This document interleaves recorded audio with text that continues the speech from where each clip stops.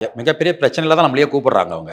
அவங்க கூப்பிட்ட உடனே, இன்னும் நம்ம அத வந்து எஸ்டாப்ளிஷன் பண்ணி ஆமா, அது இப்படி ஆயிடுமே, இப்படி ஆயிருக்குமே, அப்படி ஆயிருக்குமே அப்படின்னு சொல்லிட்டு பண்ணும்போது, இன்னும் அவங்களுக்கு ஏற்கனவே பயத்துல இருக்காங்க. அதனால பயத்த கூட்டக்கூடாது.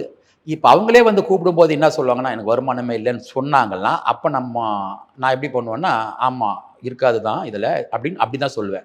இது அவங்க சொல்லலனாக்கா, எனக்கு தெரியும் இந்த இடத்துல வருமானம் வந்திருக்காது இவங்களுக்கு. ஆனா இத பத்தி அவங்க பேசல. சப்போஸ் இத நம்ம பேசி, இதையே உங்க மைண்ட்ல வச்சுட்டு, அப்புறம் அவங்களுக்கு அந்த உண்மையிலே அந்த எண்ணமே செயலாயிரும்.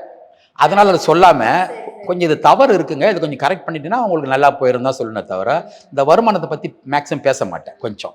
அந்த மாரி நெறைய விஷயங்கள் இப்ப நிறுதியில சொன்னேன் இல்லைங்களா? அங்க இருந்து அந்த கணவன் மனைவி ஒற்றுமை இருக்காது. அங்கேயும் என்ன பண்ணுவேன்னா, அப்படிதான் பேசுவேன். அதாவது இப்ப எங்க மனைவி எங்க இருக்காங்க? உங்களுக்கெல்லாம் கோஆப்பரேட்டிவா தானே இருக்காங்க. அப்படிதான் கேட்பேனே தவிர, இருக்கக்கூடாது இந்த இந்த திசையில இருந்துச்சுன்னா பிரிஞ்சு போயிருக்கணுமே. இப்படி பேசினா நினைப்பாங்க. ஸோ இந்த மாரி நம்ம அந்த மாரி ஒரு நானும் இல்ல. எந்த ஒரு வாசகமும் அப்படி போய் பேசக்கூடாது அவங்கள. இன்னும் அவங்கள பயமுறுத்தவே கூடாது அவங்கள. நம்ம எதுவுமே சிம்பிளா பெருசையே சிம்பிளா சொல்லிட்டு வரணும். அதுக்கோசரம் வந்துட்டு நான் வந்து சிம்பிளா சொல்றேன்னு அவங்கள சரி பண்ணாம வந்துர மாட்டேன்.